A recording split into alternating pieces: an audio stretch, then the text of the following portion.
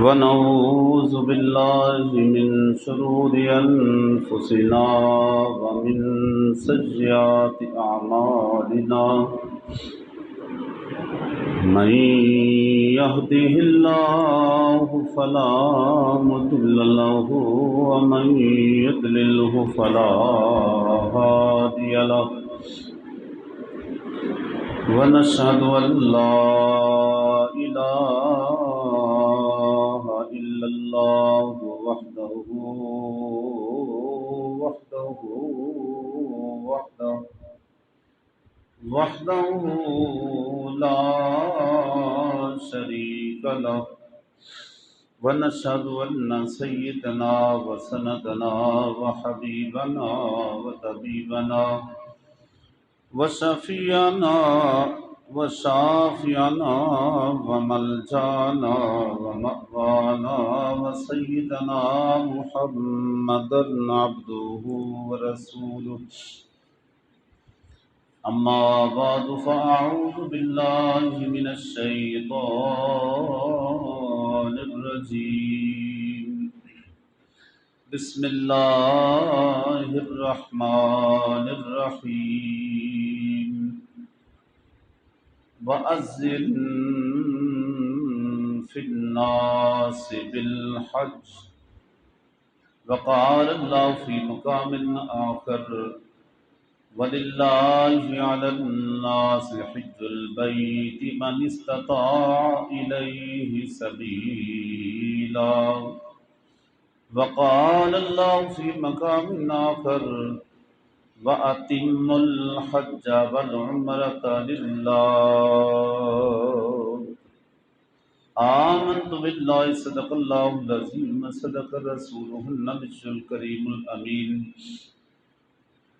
إن الله وملائكته يصلون على النبي يا أيها الذين آمنوا صلوا عليه وسلموا تسليما مل کے پڑھ لیجیے الصلاۃ والسلام علیک یا رسول اللہ وعلی آلک واصحابک یا حبیب اللہ الصلاۃ والسلام علیک یا سید المرسلین وعلى آلك وأصحابك يا رحمة للعالمين بلغ العلا بكماله كشف الدجى بجماله حسنت جميع خصاله صلوا عليه وآله وسلموا تسليما يا صاحب الجمال ويا سيد البشر من وجهك المنير لقد نور القمر لا يمكن الثناء كما كان حقه بعد الهدى فسرقت قصة مختصر صلی اللہ علیہ وسلم۔ اللہ رب العزت کی بارگاہ اقدس میں ہدیہ حمد و ثنا کے بعد حضور تاجدار انبیاء فخر انبیاء سید الانبیاء محبوب کبریا سید کائنات فخر موجودات حضور احمد مصطفیٰ محمد مصطفیٰ صلی اللہ علیہ وسلم کی بارگاہ اقدس میں ہدیہ درود و سلام اور کتاب اقدس کتاب مبین کتاب لا ریب کتاب لا عیب قرآن کریم فرقان حمید کی سورۃ الحج کی آیت نمبر 27 سے کچھ حصہ تلاوت کرنے کی سعادت حاصل کی اور دیگر مقامات سے بھی 2 آیات بینات کا کچھ حصہ تلاوت کیا۔ اللہ رب العزت کی بارگاہ اقدس میں دعا ہے کہ آج کے دن کی برکت سے ہم سب کی حاضری کو قبول فرمائے۔ آج کا دن بڑا ہی مبارک اور بابرکت ہے۔ آج ہمارے اعتبار سے ہمارے جغرافیائی اعتبار سے یہ 8 ذی الحج ہے اور سعودیہ کے اندر آج 9 ذی الحج ہے، اور آپ سمجھتے ہیں کہ 9 ذی الحج یوم عرفہ ہے۔ وقوف عرفات کا دن ہے، تو اگرچہ یہ ایک دن ڈفرینس ہے، لیکن حسن اتفاق ہے کہ وہاں آج حج کا خطبہ ہے اور یہاں آج جمعے کا خطبہ ہے۔ اور یہ بھی بڑی خوش نصیبی کی بات ہے کہ اس مرتبہ جو ہمارے ملکی حالات کے پیش نظر اخراجات کا معاملہ تھا، یہ یقیناً بہت بڑا اماؤنٹ کے لحاظ سے بہت بڑا خرچہ نظر آتا تھا۔ تقریباً 10 لاکھ سے لے کر 15 لاکھ تک کا خرچہ ہے، تو ظاہر ہے اماؤنٹ ایک بڑی ہے، لاکھوں کا حساب ہے، 10 لاکھ سے اوپر ہے، لیکن جو سعادت حجاج کرام کو اس سال ملی ہے، یہ 15 لاکھ یا 15 کروڑ بھی ہوتا تو سستا تھا، چونکہ اس مرتبہ حج کرنے والوں کو ایک حج کا ثواب نہیں، بلکہ اس مرتبہ حج کرنے والوں کو 70 حج کا ثواب ملنا ہے، حج اکبر ہے۔ تو اللہ کرے آج کے دن چونکہ برکت اور بہت ہی بابرکت اور مبارک دن ہے، رحمت برسنے کا دن ہے، تو کیوں نہ ہم بھی اللہ کی بارگاہ میں دعا کریں کہ مالک کل ہمیں بھی یہ سعادت نصیب فرمائے۔ عزیزان محترم، حج بنیادی رکنوں میں سے ایک بنیادی رکن ہے۔ بنیادی رکن اسلام کتنے ہیں جی؟ 5۔ آج کی گفتگو بڑی اہم ہے، چونکہ سال کے بعد یہ حج کا موقع آتا ہے اور حسن اتفاق سے سیم دن آ گیا، تو میں چاہتا ہوں قرآن و حدیث کی روشنی میں گفتگو کو سمجھنا اور اس شوق کو رکھنا، یہ ہر ایک کی بس کی بات نہیں، یہ حقیقت ہے۔ تو بڑی خاص گفتگو ہے آج کی۔ بنیادی رکن کتنے ہیں؟ 5: کلمہ، نماز، روزہ، حج اور بولیے سارے، اور زکوٰۃ۔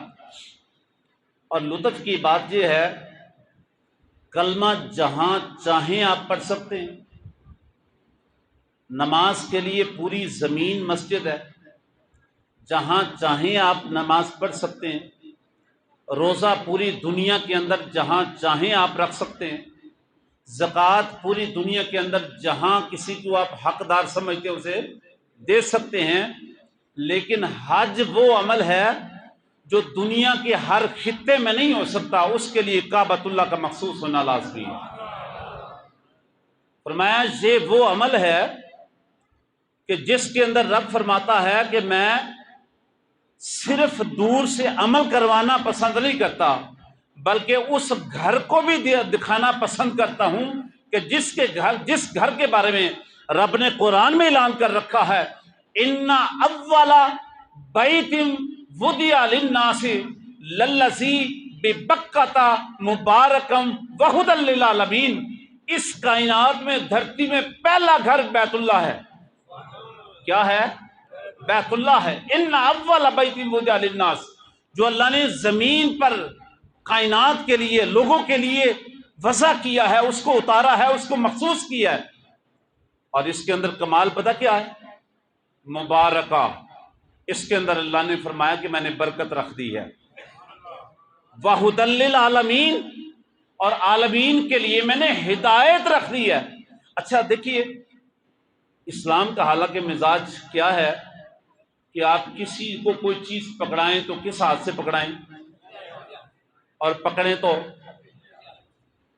عموماً حکم بھی یہ ہے، مزاج بھی یہ ہے، شریعت کا مزاج بھی یہ ہے کہ آپ جس بھی کام کو کریں گے، آپ دائیں ہاتھ کی طرف سے کریں گے، دائیں طرف کریں گے اور دائیں ہاتھ سے کریں گے۔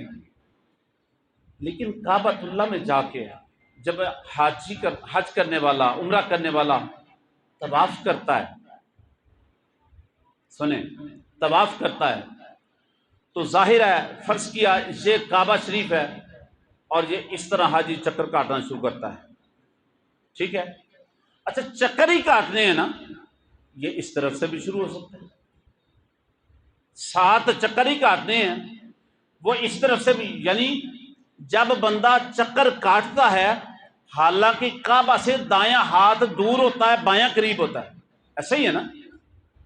دایاں ہاتھ اس سائڈ پہ ہوتا ہے اور بایاں ہاتھ کعبہ کے قریب ہوتا ہے، ایسا ہی ہے. حالانکہ مزاج دین کیا ہے کہ آپ جس چیز کا لین دین کریں یا کوئی بھی معاملہ کریں آپ کا دایاں ہاتھ اس کے قریب ہونا چاہیے. لیکن جہاں چکر ہی کاٹنے ہیں ادھر کی بجائے ادھر سے بھی ہو جاتے اور دایاں ہاتھ بھی کعبہ کے قریب ہو جاتا. لیکن یہاں حکمت کچھ اور ہے، یہاں راز کچھ اور ہے. فرمایا کہ میں چاہتا تو تمہیں حکم دے دیتا کہ تم اس طرف سے بھی کر سکتے ہو، لیکن نہیں، جب بھی طواف کرو گے آپ اس طرف سے کرو گے. مولا اس میں ہمارا دایاں ہاتھ تیرے گھر سے دور ہوتا ہے. فرمایا اس کی فکر نہیں، ہاتھ تو دور ہوتا ہے لیکن دل تو قریب ہوتا ہے نا. ہاتھ تو کعبہ سے دور چلا جائے گا لیکن دل کس طرف ہے؟ بولیے سارے، دل کس طرف ہے؟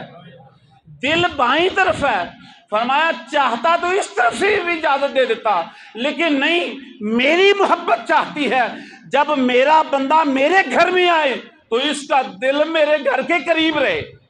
اور اس لیے قریب رہے مبارکم وہدی للعالمین، اس گھر کے اندر میں نے برکت رکھ دی ہے، اس گھر کو میں نے کائنات کے لیے ہدایت کا سرچشمہ بنایا ہے.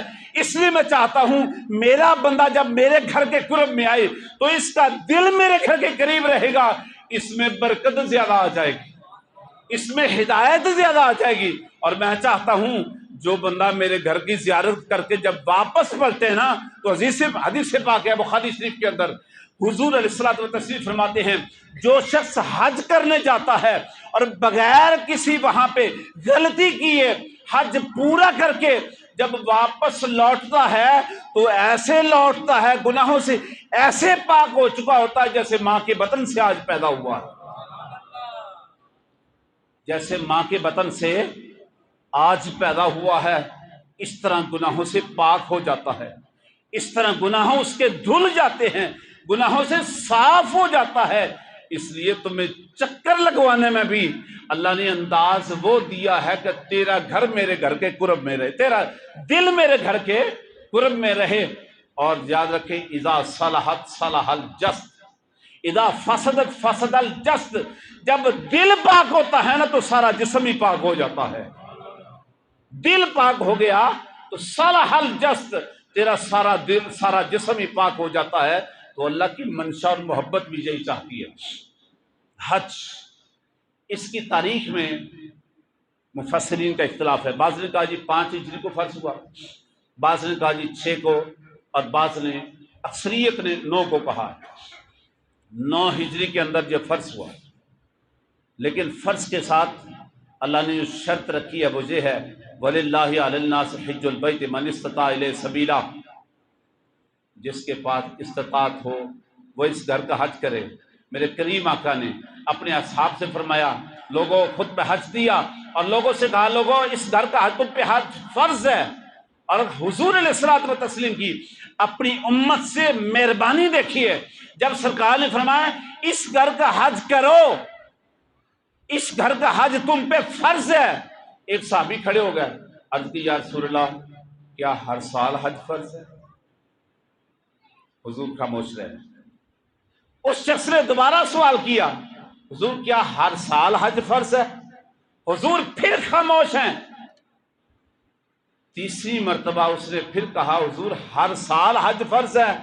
میرے کریم آقا کچھ دیر خاموش رہے اور پھر لبوں کو جنبش دی. فرمایا میرے صحابی اللہ کی عزت کی قسم اگر میں محمد ایک دفعہ کہہ دیتا ہاں تو میری ہاں کے اندر ہر سال حج فرض ہو جاتا. خالق کل نے، اعلیٰ حضرت بولے خالق کل نے مالک کل بنا دیا. خالق کل نے مالک کل بنا دیا. دونوں جہاں ہیں جس کے قبضہ اختیار میں. ارے اللہ نے محبوب کو اتنا اختیار تو دے رکھا ہے نا. فرمایا اگر میں ایک دفعہ ہاں کہہ دیتا، ایک دفعہ میرا ہاں کہنا ہوتا، تم پہ روزہ تم پہ حج ہر سال فرض ہو جاتا، لیکن یاد رکھو میری امت مشکل میں پڑ جاتی، میری امت کے لیے بوجھ بن جاتا، میری امت کے لیے مشکل ہو جاتا، اور میں محمد چاہتا ہوں کہ میری امت کے لیے آسانی رہے۔ وَلِلَّهِ عَلَى النَّاسِ حِجُّ الْبَيْتِ مَنِ اسْتَطَاعَ إِلَيْهِ سَبِيلًا، کہ جس کے لیے استطاعت ہو وہی حج کرے، اور زندگی کے اندر ایک حج فرض ہے، اس کے بعد جب بھی آپ چاہیں تو کر سکتے ہیں محبت والے۔ ویسے وہ چشمہ محبت ایسا ہے، یقین جانیں جو جتنی بار پی کے آیا ہے نا، میں نے اس کو سیر ہوتے نہیں دیکھا، اتنا زیادہ پیاس لے کے آیا۔ جو بھی ایک مرتبہ گیا ہے، میرے بابا جی حضور 70 حج انہوں نے کی ہے، لیکن جب بھی حج سے واپس آتے، اس ایئرپورٹ کے اوپر جب ہم ان کو وصول کرنے آتے، استقبالیے کے لیے آتے، تو میں نے جہاں آ کے ان کو تڑپتے تو دیکھا ہے، یہ نہیں کہا کہ بس اس بار میں سیر ہو کے آ گیا ہوں، نہیں، وہ چشمہ محبت ہے ہی ایسا، وہاں سے جتنا زیادہ پی کے آتا ہے اتنا زیادہ پیاس لے کے آتا ہے، اتنی زیادہ تڑپ لے کے آتا ہے۔ بتائیے کوئی بھی آپ میں سے، ہم میں سے کوئی عمرہ کر کے آیا، حج کر کے آیا، یہاں کے سب سے پہلی طلب اس کے اندر ہم نے یہی دیکھی ہے، کاش اللہ تمہیں بھی وہاں لے جائے اور ہمیں بھی جلد سے جلد دوبارہ وہاں لے جائے۔ اللہ اکبر، وہ چشمہ محبت ہے ہی ایسا۔ حج 9 ہجری کو فرض ہوتا ہے، اور حج وہ عمل ہے، دیکھیے نماز، روزہ اور زکوٰۃ اور کلمہ، یہ وہ عمل ہیں جو ان میں سے زکوٰۃ مالی عمل ہے، کلمہ بدنی عمل ہے، نماز بدنی عمل ہے، اور روزہ بدنی عمل ہے۔ 2 قسم کی عبادات ہیں، یا بدنی یا مالی۔ بعض کا تعلق بدن سے ہے، بعض کا تعلق مال سے ہے، لیکن حج واحد وہ فریضہ ہے، واحد وہ رکن ہے، واحد وہ عمل ہے کہ جس کے اندر اللہ نے دونوں عبادتوں کو جمع کر دیا ہے۔ اس کے اندر بدنی عبادت بھی ہے اور اس کے اندر مالی عبادت بھی ہے۔ جو حج کر کے آتا ہے اللہ اس کو بدن کی عبادت کا بھی اجر عطا کرتا ہے، مال کی عبادت کا بھی اجر عطا کرتا ہے۔ یہ وہ عمل ہے، یہ وہ عمل ہے۔ اور عزیزان محترم، اس کی ترتیب ذرا ذہن میں رکھیے۔ 8 ذی الحج، 8 ذی الحج کی نماز فجر ادا کریں مکہ شریف کے اندر، اس کے بعد غسل اور احرام باندھیں۔ اور جہاں ایک بات سمجھیے، حضرت سیدنا آدم علیہ السلام سے لے کر حضرت سیدنا ابراہیم علیہ السلام علیہ نبینا تک صرف 2 عمل کا نام حج تھا۔ بڑی سمجھنے والی چیزیں ہیں، توجہ رکھنی ہے۔ حضرت آدم علیہ السلام سے لے کر حضرت ابراہیم علیہ السلام تک صرف 2 اعمال کا نام حج تھا۔ اس کے اندر ایک وقوف عرفات ہے اور دوسرا طواف ہے۔ جو شخص طواف کعبہ کر لیتا اور وقوف عرفات کر لیتا اس کا حج ہو جاتا۔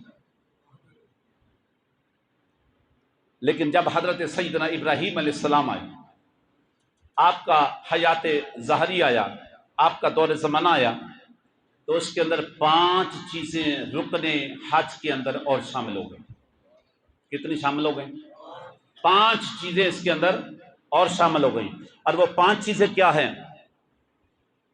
اس کے اندر وقوف مزدلفہ، پہلے کیا تھا؟ صرف وقوف عرفات، اور وقوف مزدلفہ نہیں تھا، اور مینا کے اندر بھی کوئی جمرات کا سلسلہ نہیں تھا۔ اس کے اندر وقوف مزدلفہ شامل ہوا۔ اور دوسری چیز، صفا اور مروہ کے درمیان چکر لگانا۔ آپ وہاں پہنچیں کہ یہ چیزیں اس میں کیوں داخل ہوئی، یہ اس میں کیوں شامل ہوئی، حج کے عمل کے اندر کیوں شامل ہوئی؟ میں کہتا ہوں شروع سے لے کر آخر تک باقی اعمال دیکھتے جائیں تو آپ کو اطاعت غالب نظر آئے گی، لیکن حج کا عمل دیکھتے جائیں تو آپ کو عشق غالب نظر آئے گا۔ سارے حج کو دیکھ لیں، یہاں کہیں تو ادائے خلیل نظر آئے گی یا کہیں ادائے حبیب نظر آئے گی۔ ادائے حبیب اور ادائے خلیل کو ادا کرنے کا نام حج ہے۔ تو حضرت ابراہیم علیہ السلام کا جب دور آیا تو اس وقت وقوف مزدلفہ اس میں رکن شامل ہو گیا۔ اور صفا و مروہ کے درمیان ساز کرنا اس میں شامل ہو گیا۔ کیوں؟ حضرت حاجرہ جو دوڑی تھی اور میرے رب کو یہ ادا بھی اتنی پسند آئی، فرمایا میرے خلیل، میرے سونے خلیل، لوگ تو نبیوں کی سنتوں کو ادا کرتے ہیں، مجھے تیرے گھر سے بھی اتنا پیار ہے، تیری زوجہ کی ادا کو بھی قیامت تک زندہ رکھا جائے گا، تیری بیوی کی ادا کو بھی قیامت تک زندہ رکھا جائے گا، اور اپنے گھر میں آنے والے حاجی کے لیے لازم کر دوں گا، جب تک تیری بیوی کی ادا کو نہیں اپنائے گا اس کا حج مکمل نہیں کروں گا۔ تو صفا و مروہ کے درمیان ساز کرنا، دیوانہ وار حاجی صاحب کیوں دوڑ رہے ہیں، پیر صاحب کیوں دوڑ رہے ہیں، مولوی صاحب کیوں دوڑ رہے ہیں، عورت کیوں دوڑ رہی ہے، مرد کیوں دوڑ رہا ہے؟ حالانکہ رب کی بارگاہ میں تو جھکنے کا نام عبادت ہے، رکوع کرنے کا نام عبادت ہے، سجدہ کرنے کا، جہاں دوڑا جا رہا ہے ادھر عبادت لکھی جا رہی ہے، ادھر عبادت لکھی جا رہی ہے۔ فرمایا میرے یار خلیل کی گھرانے کی بات ہے، یہ خلیل کے گھرانے کی بات ہے، اس کو بھی زندہ رکھنا ہے۔ تو دوسرا کام یہ اس میں شامل ہو گیا، اور تیسرا مینا کے اندر حاجی لوگ کیا کر رہے ہیں؟ کنکریاں مار رہے ہیں۔ حاجی صاحب کیا ہو گیا ہے؟ کیا ہو گیا ہے؟ کنکریاں مار رہے ہیں، وٹے مار رہے ہیں، روڑے مار رہے ہیں، پتھر مار رہے ہیں۔ جواب آتا ہے تجھے نہیں پتا، رب فرماتا ہے یہ میرے پیاروں کی ادائیں ہیں، کہیں میرے خلیل نے کنکریاں ماری ہیں، کہیں میرے اسماعیل نے کنکریاں ماری ہیں، کہیں میرے خلیل کی زوجہ نے کنکریاں ماری ہیں، مجھے تو یہ ادائیں اتنی پسند آئی ہیں، جس طرح میرے پیاروں نے جو عمل کیا ہے قیامت تک وہی عبادت بنا دیا ہے۔ کنکریاں کمال نہیں ہو گیا؟ کنکریاں ماری جا رہی ہیں، ادھر عبادت ہو رہی ہے، کنکریاں ماری جا رہی ہیں اور ادھر کیا ہو رہی ہے؟ عبادت ہو رہی ہے، یہ بھی اس میں شامل ہو گیا۔ اور چوتھا کام طواف وداع، ایک ہے طواف زیارت، وہ بھی عرض کرتا ہوں۔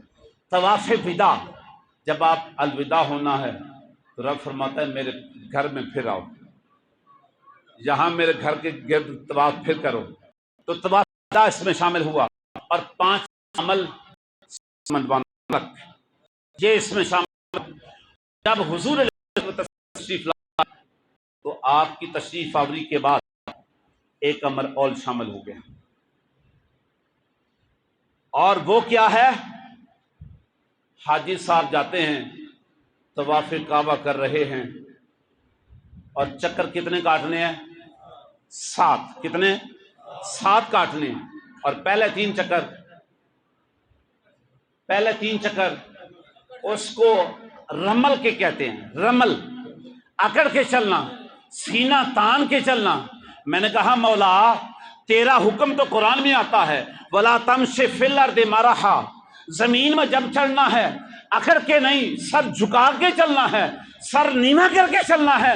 میرے مولا تیرا گھر ہے، مسجد حرام ہے، اتنا عظیم گھر ہے کہ جس کے قرب میں کھڑے ہو کر نماز پڑھنے والا نمازی ایک نماز پڑھتا ہے 1,00,000 نماز کا ثواب پاتا ہے۔ جگہ اتنی مقدس ہے ساری کائنات کے اندر، ساری دنیا میں، تیرا حکم یہ ہے سر جھکا کے چلنا ہے۔ ادھر تیرے گھر میں آیا ہوں تو تو کہتا ہے سر جھکا کے نہیں، اب سر اٹھا کے چل، سینہ تان کے چل، سینہ تان کے چل، اور پورا اکڑ کے چل۔ مالک یہ کیا ہے؟ فرمایا جہاں معاملہ قانون کا نہیں، یار کی ادا کا ہے، یار کی ادا کا ہے۔ بس میرا محبوب اسی طرح چلا ہے، میرا حبیب اسی طرح چلا ہے، میرا محبوب اسی طرح 3 چکروں میں چلا ہے۔ اب میں قانون کو دیکھوں یا یار کی ادا کو دیکھوں، اصول کو دیکھوں یا یار کی ادا کو دیکھوں؟ اب جس طرح میرے یار نے ادا کو اپنایا ہے، نہ دیکھ میرا گھر قریب ہے، نہ دیکھ صفا مروہ قریب ہے، نہ دیکھ حجر اسود قریب ہے، نہ دیکھ مقام ابراہیم قریب ہے، نہ دیکھ مسجد حرام قریب ہے، بس یہ دیکھ حبیب کی ادا کیا ہے، بس یہ دیکھ محبوب کی ادا کیا ہے۔ تو حضور علیہ الصلوۃ والتسلیم کی اس ادا کو بھی رکن حج میں شامل کر دیا۔ رمل کا چکر لگانا، 3 چکر لگانا، یہ بھی رکن حج کے اندر شامل ہو گیا۔ اب قیامت تک کے لیے نہ کوئی بعد میں کوئی لائن یہ جرت کر سکتا ہے کہ ان کے اندر کوئی اپنا، ہاں مشرکین نے کیا، مشرکین نے 3 کام اس میں شامل کیے، لیکن اسلام نے، میرے محبوب نے مٹا کے رکھ دیے۔ اور مشرکین نے کیا 3 عمل کیے تھے؟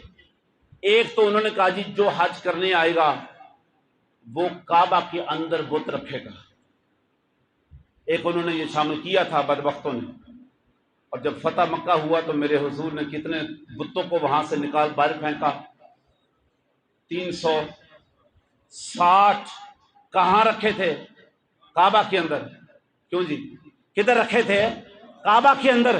میرے کریم آقا نے کعبہ سے بتوں کو، کعبہ کو بتوں سے پاک کر کے نکال باہر پھینک کے کائنات کے لیے پیغام دے دیا کہ بتوں کی یہاں کوئی گنجائش نہیں۔ یہ مشرکین کا عمل تھا، انہوں نے اس کو بھی شامل کیا تھا۔ اور دوسرا، وہ بدبخت کعبہ کے گرد برہنہ ننگے ہو کر طواف کرتے تھے، ننگے ہو کر پھرتے تھے، یہ بھی انہوں نے شامل کیا تھا۔ اور تیسرا انہوں نے کیا شامل کیا تھا کہ حج کے دنوں میں کوئی شخص اپنے گھروں میں دروازوں سے داخل نہیں ہوتا تھا، پچھلی دیواریں توڑ کے اس میں داخل ہوتے۔ اور ان کا کہنا یہ تھا چونکہ حج کے دن ہیں اور یہ حج کے اعمال کے اندر شامل ہے کہ حج کے دنوں میں کوئی بھی شخص اپنے گھر میں دروازے سے داخل نہیں ہوگا بلکہ بیک سائڈ سے داخل ہوگا۔ قرآن نے کہا وَأْتُوا الْبُيُوتَ مِنْ أَبْوَابِهَا، ان مشرکین کے اس عمل کو بھی ترک کرو، اب حج کے دنوں میں بھی جو بھی گھر میں داخل ہوگا دروازے سے داخل ہوگا۔ جو 3 کام مشرکین نے اس میں شامل کیے تھے، لیکن اسلام نے انہیں اکھیڑ کے پھینک کے رکھ دیا، مٹا کے رکھ دیا کہ ایسے کام جہاں شامل نہیں ہو سکتے۔ بس پورے حج کے اندر عمل وہی رہے گا، یا حبیب کی ادا رہے گی یا خلیل کی ادا رہے گی، قیامت تک کے لیے۔ قیامت تک کے لیے دیوانہ وار حاجی یہی کہتا ہے لبیک اللہم لبیک لا شریک لک، لا شریک لک لبیک ان الحمد والنعمت لک والملک لا شریک لک۔ میرے ساتھ مل کے پھر پڑھ لیجئے، چونکہ آج وہاں تلبیہ پڑھا جا رہا ہے، آج حج کا دن ہے۔ لبیک اللہم لبیک، پڑھیے سارے، لبیک اللہم لبیک لا شریک لک لبیک ان الحمد والنعمت لک والملک لا شریک لک۔ لبیک اللہم لبیک، اللہ میں حاضر ہوں، اللہ میں حاضر ہوں۔ میں کہتا ہوں حاجی کمال نہیں کر دیتا، وہاں جب پہنچتا ہے تیرے دربار میں پہنچے تو سبھی ایک ہوئے، تیرے دربار میں پہنچے، جہاں وہ شعر سمجھ میں آتا ہے، ایک ہی صف میں کھڑے ہو گئے محمود و ایاس، نہ کوئی بندہ رہا، بولیے سارے، نہ کوئی بندہ رہا نہ کوئی بندہ نماز۔